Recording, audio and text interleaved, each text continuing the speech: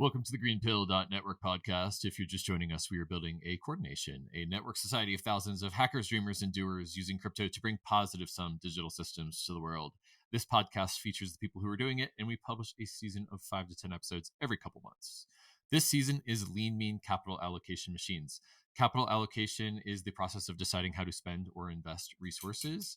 And with Web3, we can create new capital allocation mechanisms that were not possible before. And we can achieve public goods funding, achieve protopia, achieve local community coordination. So how do we build crypto economic systems that precisely allocate capital at small and large scales? What are the coolest experiments? These are the themes of Greenpill Season 4, Lean Mean Capital Allocation Machines. And today I'm talking to Will Ruddick, who is a physicist turned economist and an optimist. He is the founder of Grassroots Economics and a Kenyan-based nonprofit foundation.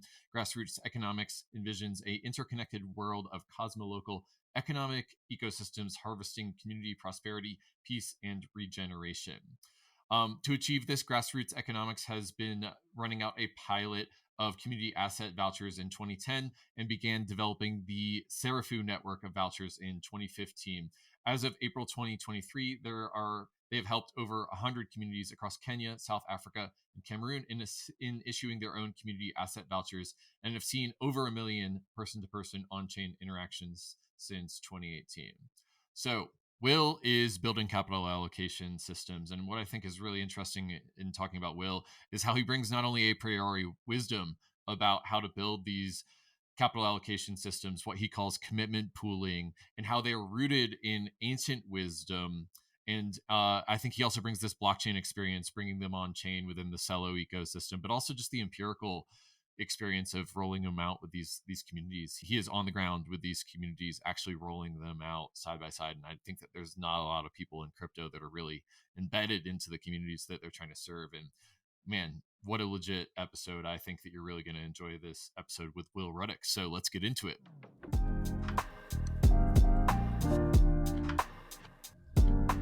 Hey, Will, how you doing? I'm good, Kevin. Excited to talk about Grassroots Economics. Can you tell us what is Grassroots Economics and what have you all been up to? Yeah, I mean, the name came from, it was called Uchumi Mashinani originally, and it was like blades of grass are really weak by themselves. Together they're strong.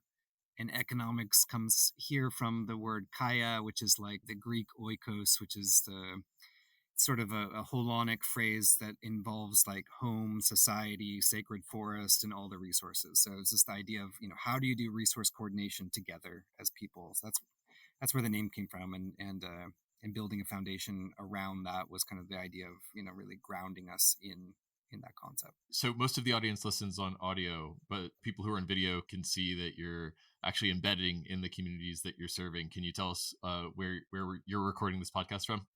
I'm in a little village called Kiriba, just like 10 minutes south of a small town called Kilifi, which is like an hour north of Mombasa, which is on the coast of Kenya.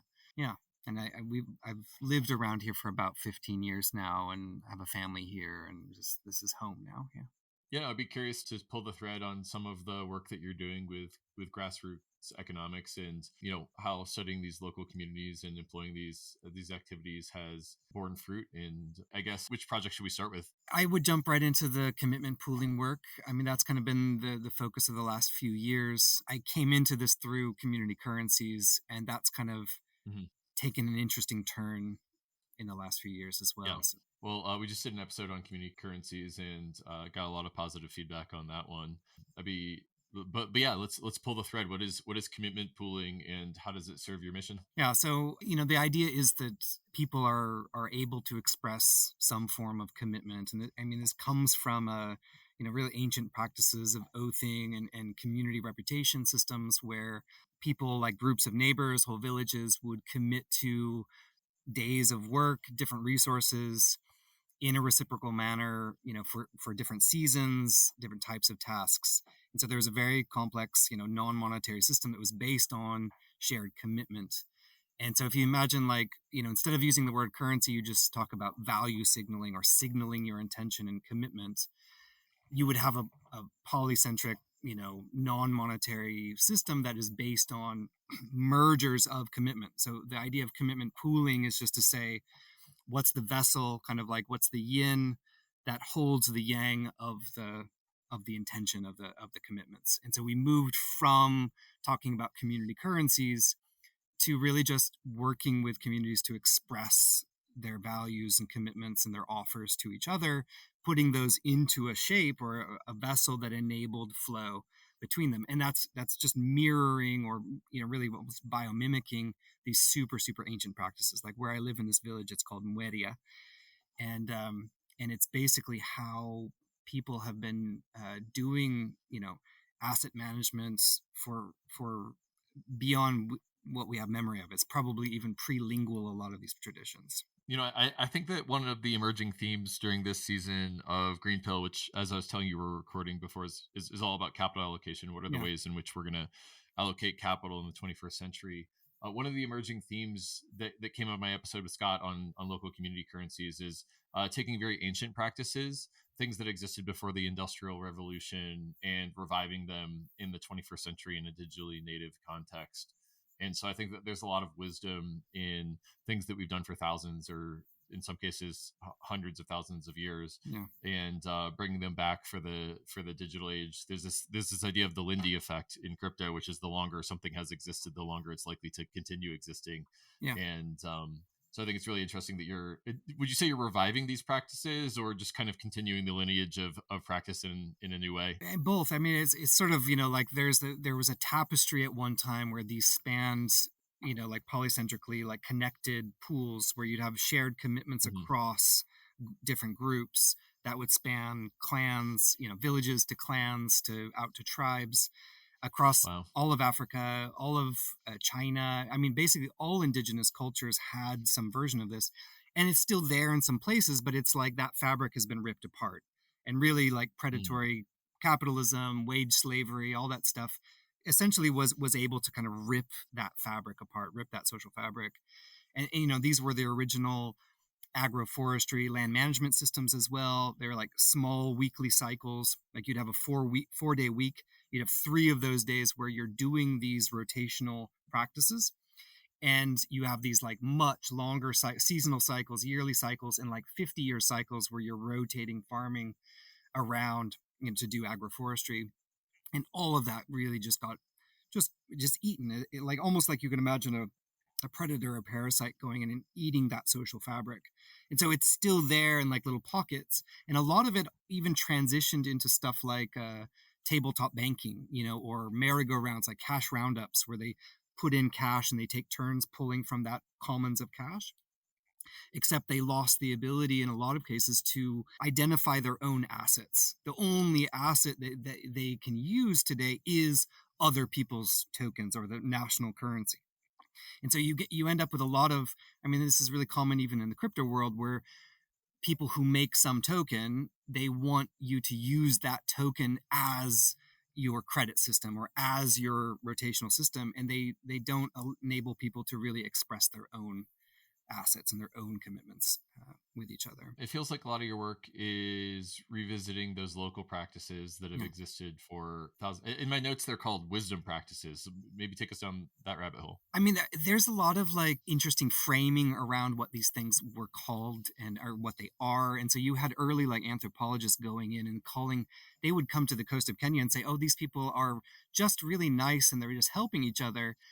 And they would call it like a gift economy, but they didn't actually study how it actually interconnected and worked. What were the rules of managing those commons? And these were non-tangible or intangible commons. So like all of like Eleanor Ostrom's rules apply.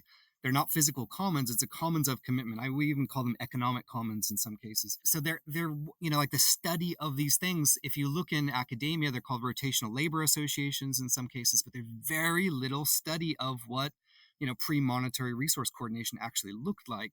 And yet these things were totally ubiquitous. Almost everywhere in the world had some versions of these. So I think we've really, I mean, even me for 10 years living in Kenya, I brought this idea of, oh, let's, everyone make your own currency. Well, let's make local currencies. And I didn't look at these practices. Even locally, they had sort of been like, oh, this isn't important anymore. All we need is money. There's an addiction process from sugar and spices into money that was really the imperial monetary system. That was the technique of colonization. So that's kind of where we are today.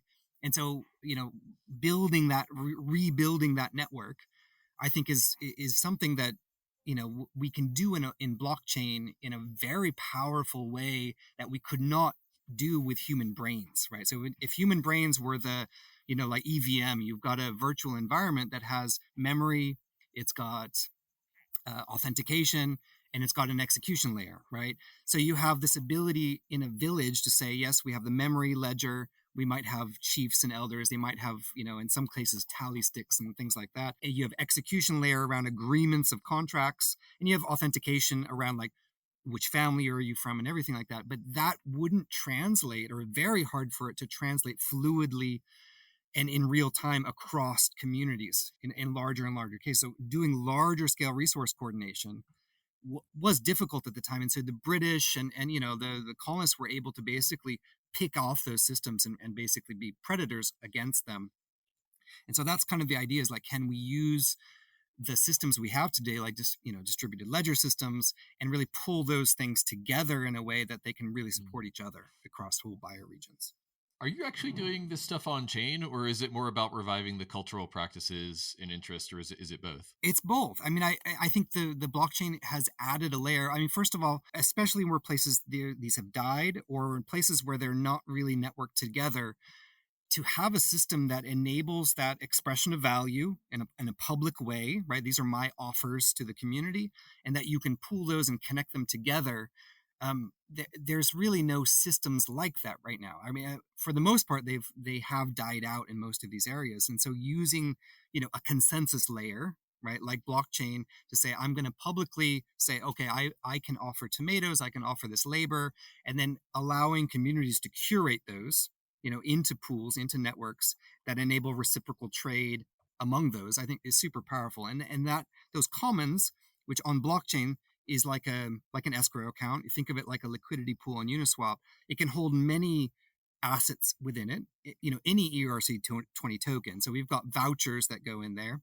Those are expiring commitments against product denominated in national currency. So they're like stable coins, right? Stable coins backed by product, like a gift card, right? And then you have other digital assets, like we put even like a USDC into those pools as well, right? So you can actually seed those pools. So you create this commons where people who have utility within the community have access to that commons reciprocally, right? So they put in their vouchers to pull out whatever assets are in there up to some limit, so you don't get overexposed to one side.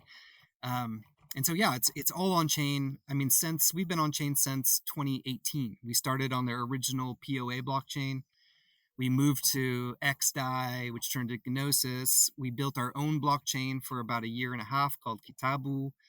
And then we've moved on to Celo, and we've become one of the top validators now on Celo. So that's been a huge transition for us. It's been awesome.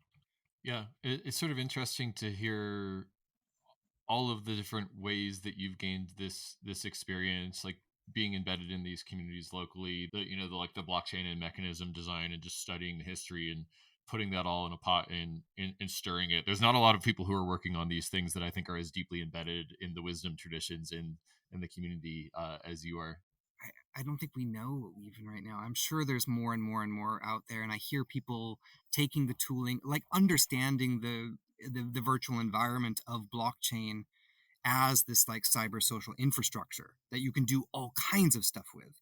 And I think, we've been wrapped up in, tokens. It's like wrapped up in yang, like everyone expressing value in some way, but very few people are that I hear are really like creating containers for it. And that's what was the beauty of the original Bancor, liquidity pools and Uniswap, which those are essentially like more like yin instruments, right? They hold value and enable flow between things, right? And DAOs are the same, right? Ideally, they create space for flow and agreement rather than just always expressing the next token and the next token. So I'm enjoying that process of really pulling apart. Like whenever I hear someone say currency or money, I'm like, well, are you talking about the value expression, or are you talking about the container that gives those relative value and meaning, right? So people Yeah. talk about credit all the time. Well, it's like you can't have credit or debt without a system that enables that to happen. So I think Mhm. That's what I see in traditional instruments, is that there's a lot more focus on the container. There's no currency, there's a currency kind of space that enables flow, right? And I think, like Uniswap is a beautiful system, but it forces people into a specific relative value system using bonding curves, the same with the original Bancor. And I think that there's a lot of other ways we can do pricing, relative value. And I see communities do that all the time. So, what we've built in terms of the commitment pooling protocol is kind of a lower level protocol to Uniswap. You could use a bonding curve if you want to, but you're not forced into it. You could use all kinds of instruments to do pricing rather than just purely that. So I really like, it's a very simple protocol. You don't have pool tokens automatically, so you don't have these, which can be considered securities by the SEC. So you have an instrument that is, I think, much more axiomatic than what we have in our typical dexes, decentralized exchanges. Let's keep going down the rabbit hole. Tell me more about commitment pooling. I'd love to hear about the core elements, why you think they're important. So, why are you excited about commitment pooling? So in a village, imagine this. I mean, I always go back to that case because that's where I am here. There, you have a bunch of people that have some expression of value, right? They've expressed that they're willing to do this amount of work for each other. They want some form of reciprocity when doing so, right? So they're putting these assets, their commitments, into this commons, right? This cyber social commons, right? This memory system. And then they're saying, I need to draw upon that commons of assets. So what they're doing is they're pushing in more of their commitments. They're pulling out the commitments of others and saying, hey, everybody, I have your commitments. I need you to come to my place and work on my farm. I need your whatever you've promised. I need your tomatoes. I need your haircuts. I need your tutoring and training. I need you to work on my farm. So they have those people come and do the work. You pay them back. Really, they're settling their debts. They're settling their commitments. Really, that's even the term finance comes from that. You're reaching finality and settlement, right? Fine in Italian. The end of credit and debt coming back together into finality, and you're building assets. And you've left your commitments in the pool, and then other people are going to draw on those. And generally, they'd be like doing turn systems, but it can be asynchronous as well. And so that system, what does it involve? It involves curation. Like with any commons, you have to define it. Who has access to that commons? Which assets are in there? So super important, right? So curation is a big. There's limitation where you say how much of those assets can go into the commons, right? So you don't have overexposure to one particular asset, right? So if I say the Owoki voucher billions can go in, and yet everyone else is thousands, then you'll end up with a system that has tons of Awokis, which could be cool, but that could be too much for the community. And then you have a relative value system, and we use something that's called a price vector, which is basically, imagine that each token or each voucher that's allowed into this pool has a relative price relative to everyone else, right? So it's a single number per voucher. So you end up with that acting as kind of like an intrinsic unit of account. And you can adjust that. You could adjust it on a bonding curve if you want. You could adjust it manually. So it's up to the curators or the stewards of that pool to manage that. So you can get into all kinds of governance issues around that. And then you have an exchange system, right? So you can have fees on that, right? So like exchange fees, you could benefit people for providing liquidity. There's all kinds of sort of business logic in a way, like how does this relate to that in terms of exchange? And so those are sort of the four elements. And so we've built the contract to have four interfaces, so you can implement those four elements in whatever way you choose, right? And as long as you do it within the protocol, they'll all be able to connect to each other. So each pool, right, just like in Uniswap, the Uniswap pools, you can have routes through them. It's all really interesting, and it feels like you're sort of like really defining the design space in a really great a priori way. I'm curious to switch to empirical. Can you tell us who's using this and how are they using it? What have you learned by putting it in practice? Okay, so for years and years we've been working with community groups, and what we do is Yeah. we first of all do a what's called this visionary approach to community action planning. And so like the first steps is like a lot of asset mapping, coming up with common visions, for families and for groups, like what are they building, what are they trying to do with their farms and all that stuff.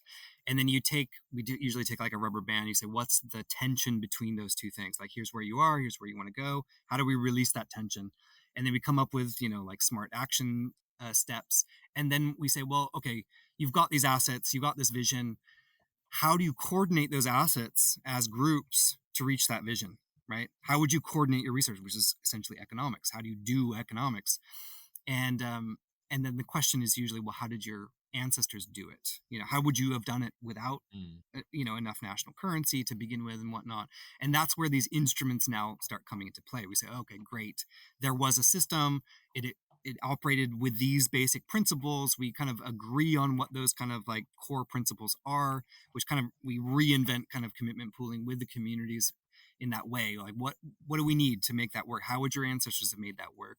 And we say, okay, great, here's a set of digital tools to make that transparent and to connect across regions to do so, right? So we introduce those tools in that process of going from your current reality to your vision. Here are some tools to go along that step. So that's what we do in community groups. We also do that with like business networks as well.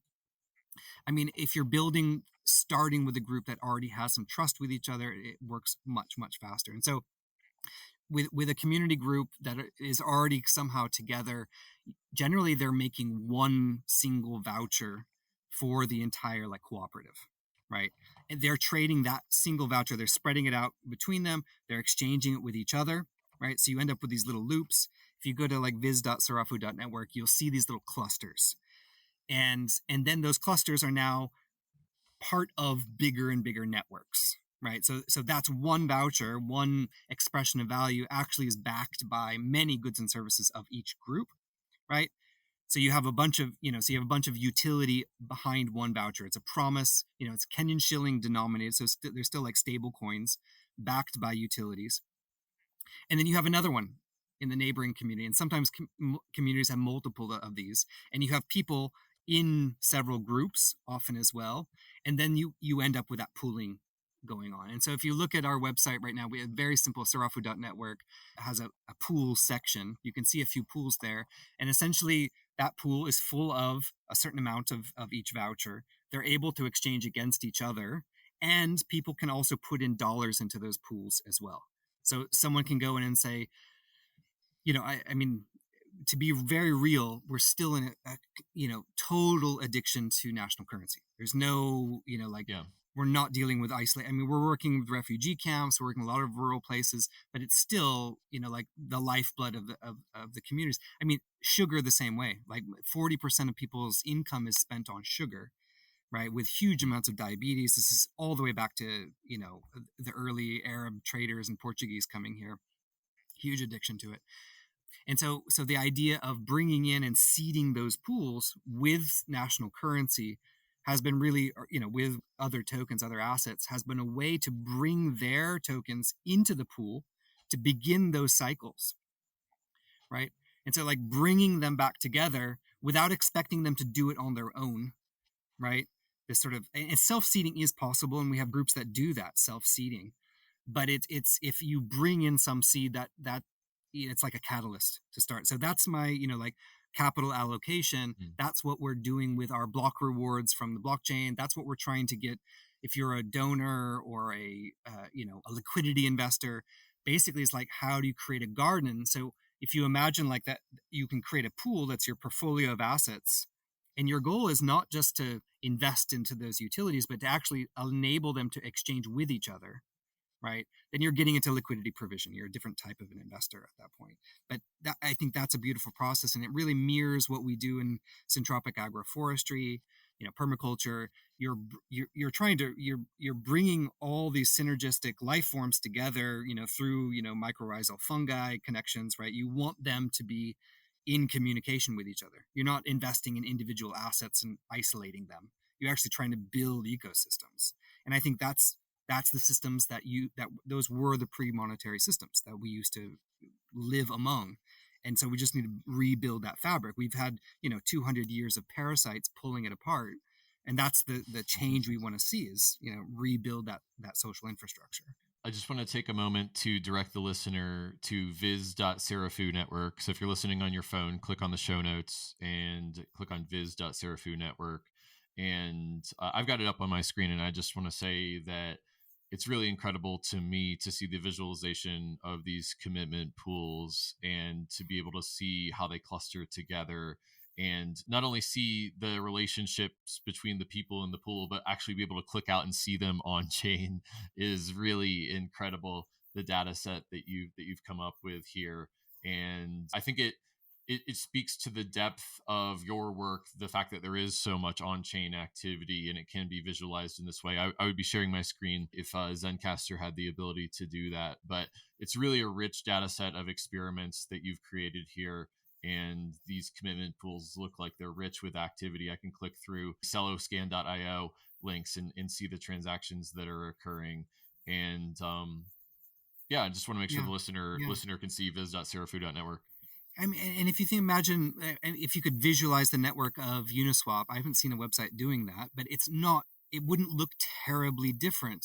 It probably would have less clusters. There'd be a lot more centralization through ETH or something, or a CUSD or USDC or something like that. But like, if we can imagine that what we're doing with decentralized exchanges is actually connecting, expressions of value together, right? It's a really beautiful thing. And so what are those commitments? What are those expressions of value on chain that we're actually dealing with? And, to get away from the last, 15 years of sort of shit tokens and all this kind of stuff that don't have real promise to them, right? So that's what I look for in a token, or I say, what's the promise?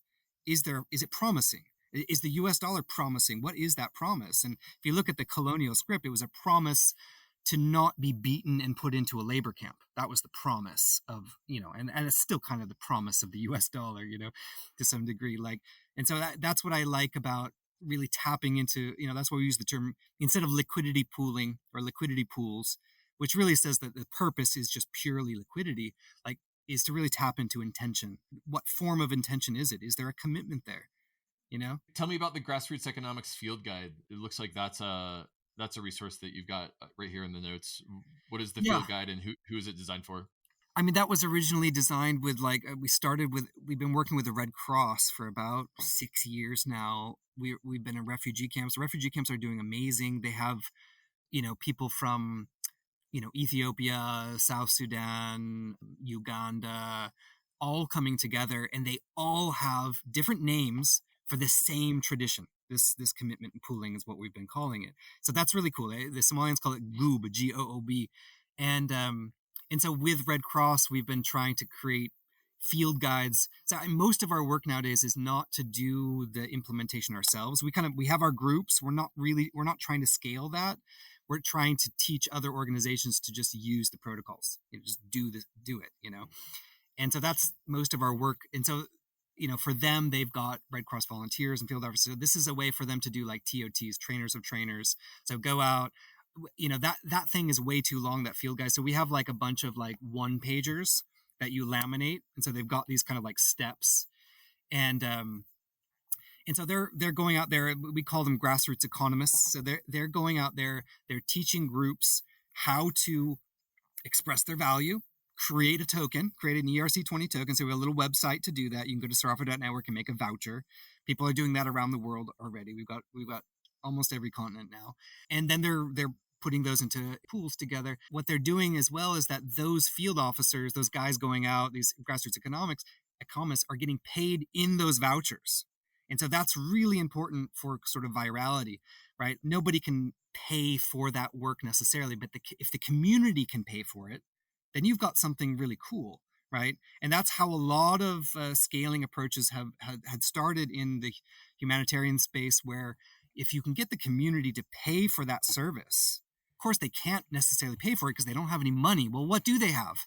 Well, they have all kinds of shit. They've got tons of assets. They're really abundant, actually, right? But they don't have financial assets that, US dollar assets. They don't have national currency, but they do have other stuff. And so if they can make promises for their tomatoes and whatnot and pay for that work in those, that's what that field guide is kind of getting to, is just saying, well, you could go out there. This could be a profession for you, maybe not full time, or maybe it can, depending on how many groups you have. So they're paying you in those vouchers. You can use them back in the communities for goods and services, daycare, all this kind of stuff.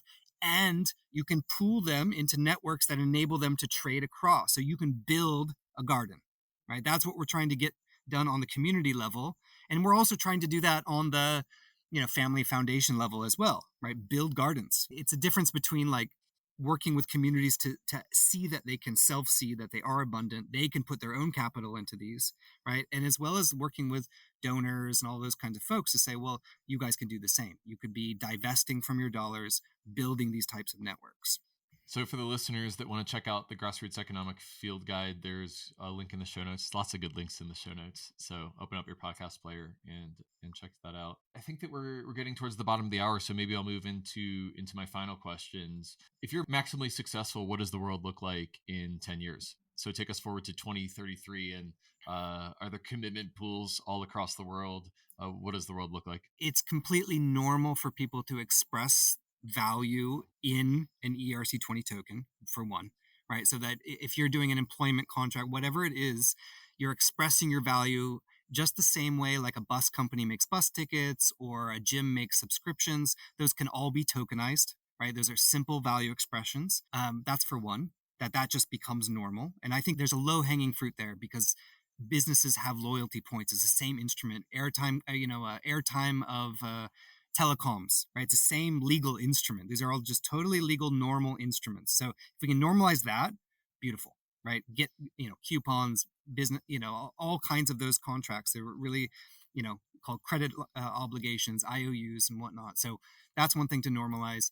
The other is do that in a formalization that can be pooled, right? So that those things, if they are expressed in a certain way on chain, they enable this form of pooling, right? And then you get curators, right? That, just like you have Spotify curators and whatnot, like you incentivize that so that there's a reason for me to say, oh, here's all my utilities out there that I need. Here's all my assets. Let's put those into curations, right? Which create commons and create flow among those. And then those all connect to each other. So yes, like a polycentric network across the world of those. And I think, Uniswap is an example of that. I think it's sort of limited because of the way they do value systems within it. And so I think we can attract a lot more people when we get rid of the forced bonding curves, and we allow multiple assets into pools, right? It makes total financial sense to do this stuff. And so I think that to me is the approach. Also starting with national currency in those pools as seeding, like that's a no-brainer, right? If I want to make a vending machine where I sell my vouchers for dollars, that's a very simple little pool with fixed exchange rates.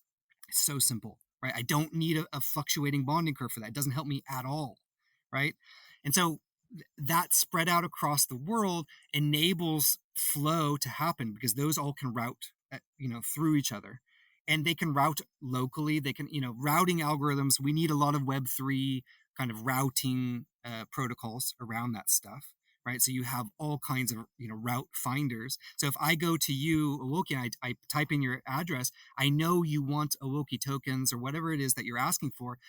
I can automatically find a route from whatever assets I have to you without having to click any buttons, right? Like those kinds of, front end user experiences are super needed for all this stuff.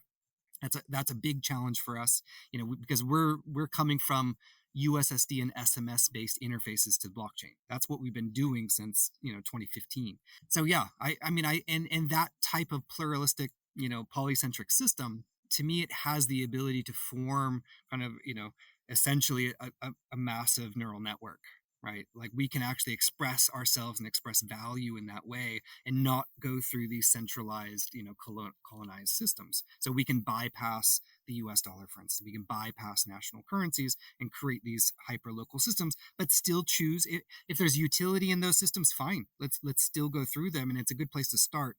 So yeah, I can imagine that happening. I think it's to me, it's very tangible. It totally makes sense. And I think that we just haven't gotten into, in the crypto space, we haven't really gotten into working with a bakery, And in the, if Yeah. you go to like Delhi dollars back in Berkshire, Massachusetts, they started before Berkshires.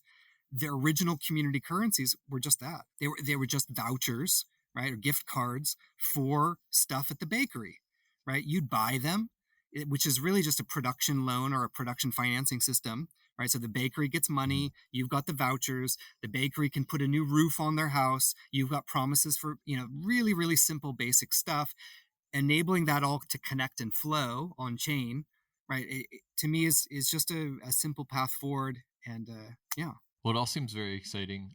I feel like I'm rediscovering a lot of these concepts through learning them through you, and then also with the episode with Scott that we did on community currencies. Hmm. Well, last question before we wrap, and that's: is there anything that I didn't ask that you want to say? Your work on Gitcoin and capital allocation, I think is really beautiful, and I think that there's a lot of synergy with this stuff. I mean, like Kickstarter and whatnot, in terms of like building ecosystems out, and I guess incentivizing that space, that curation space around this, so that like capital can go into seeding those networks. It's sort of, to me, that's sort of like a next stage, right? Like, instead of just donating to some projects, like, no, let's actually create an ecosystem there.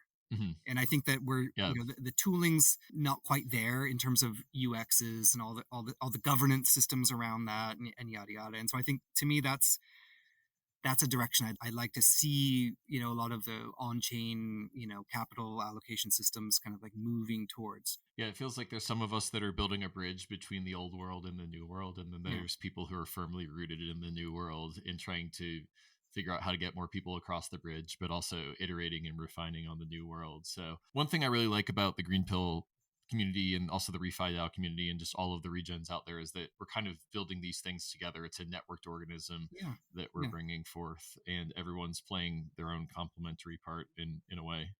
Yeah. Yeah. It's really beautiful. Thanks for bringing that out. Yeah, trying to do my small part. I feel like I'm a mile wide and an inch deep, and it's folks like you who have been embedded in this stuff for 15 years. It's really a privilege to have Mm. access to you, and part of the reason I do the podcast is to give the access that I have out to the broader community. Yeah. Well, hell, I think Boulder, Colorado is ripe for this kind of stuff. I mean, it's got to be packaged in a way that people can not have to deal with private keys and public keys so much and all that kind of stuff. But like, Yeah, it's a beautiful community that's full of just like the therapist community in Boulder alone, they all work with each other. They're all in some mm, sort of credit system in some ways. You know what I mean? Like, there's tons of that. It's a yeah. beautiful community. I used to live there, and I just, For the benefit of the audience, I'm in Boulder, Colorado, and there's a lot of people playing with different progressive ways of organizing, and we embracing all the contradictions there. But when we get to a place where there's an operating system or a manual that works where you are now, and also in Boulder, Colorado, and also in New York City, when we can configure these things to roll them out in different places, I think then that's really when we can realize this vision of crypto regenerating the world, or peer-to-peer networks regenerating the world. yeah, man. Well, that's a great place to end it. I will shill real quick the links in the show notes: Grassroots Economics Foundation, Sarafu Network, Commitment Pooling, and the Grassroots Economic Field Guide. You can access all of those links in the show notes. So as you're finishing up the episode, listener, please check out the links in the show notes. And then, Will, I'll give you the final word. Anything else to say before we wrap? No, just envision yourself as a gardener. You're pulling together, knitting together networks, and I think that we're always doing that when we're a good part of a community. It's just a natural thing, and I think that's what we're really trying to just bring out, is this sort of, how do you create living systems? And you're already part of this. We all are, right? And so it's just like pulling those into a form of formalization that you can see them and really cultivate that space. Beautiful place to end. Thank you, Will. Thank you. You just heard from Will Ruddick. I am excited about Grassroots Economics because of all of the amazing ancient wisdom that they are bringing on chain, and all of the people that they are helping. Thanks again for listening to the Network podcast. Again, we are featuring the people who are building a coordination in a network society of thousands of hackers, dreamers, and doers using crypto to bring positive sum systems to the world, like Grassroots Economics, like all of the people that they are helping, like the Cello ecosystem.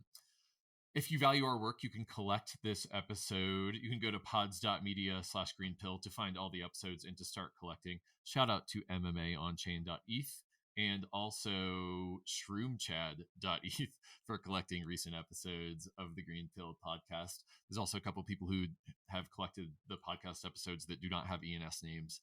I'm not going to read out your addresses. Sorry, set an ENS, and I will give you a shout out on the episode once you collect a Greenpill podcast NFT, which is how you can support the Greenpill podcast and the Greenpill.network. While you're here, might as well make an offering to our algorithmic overlords. Please subscribe, rate, and review. Tell your friends about the Greenpill podcast. It really helps us build this regen crypto movement. Till next time, peace and love. See ya.